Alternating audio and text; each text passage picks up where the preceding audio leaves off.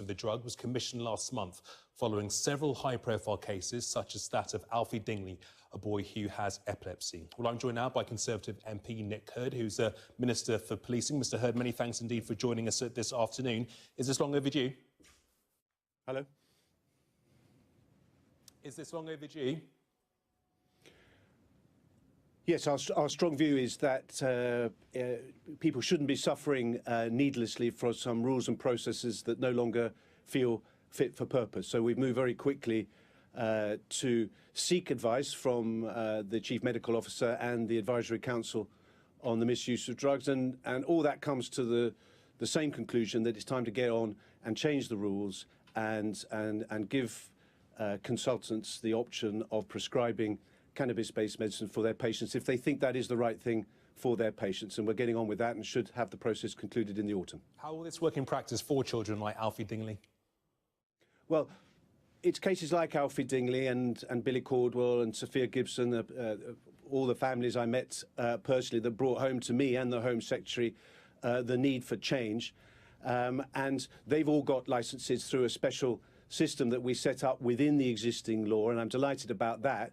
But that's not the way forward. The way forward is to change the law to make it easier, as I said, for our doctors and our specialist consultants to be able to prescribe approved cannabis-based medicines if they think that is the right thing for their patients. And I think that's a big step forward. Given that parents have been campaigning for a change in the law for a number of years now, what has been the human cost of it taking so long for us to get to this point? Well, having met the parents of the most recent high-profile cases, it was absolutely impossible not to be deeply moved by what they've had to go through to try and access medicines they think are absolutely critical to the well-being of their loved ones. And the Home Secretary and I just came out of that process feeling, you know, we're in the wrong place. It's time to stop needless suffering because of rules and processes that feel out of date. Obviously, we're politicians, not doctors, so we went and got advice from experts. They concluded the same thing. So we've set up a better process so that families and doctors can access special licenses within the current law.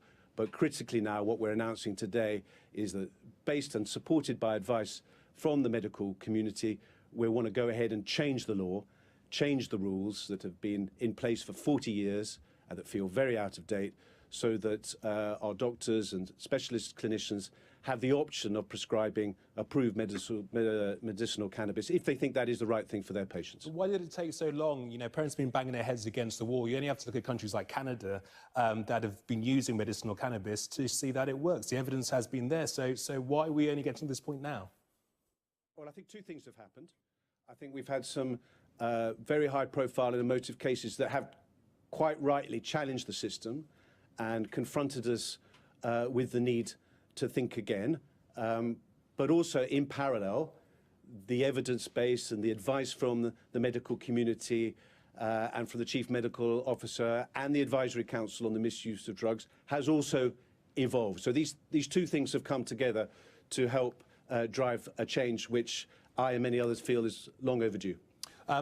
What does this mean for other forms of cannabis? Because there is a suggestion, there is an argument that it might open the way for other forms of cannabis to be made legal. We're not taking a single step down the path of making it easier to access cannabis for recreational use.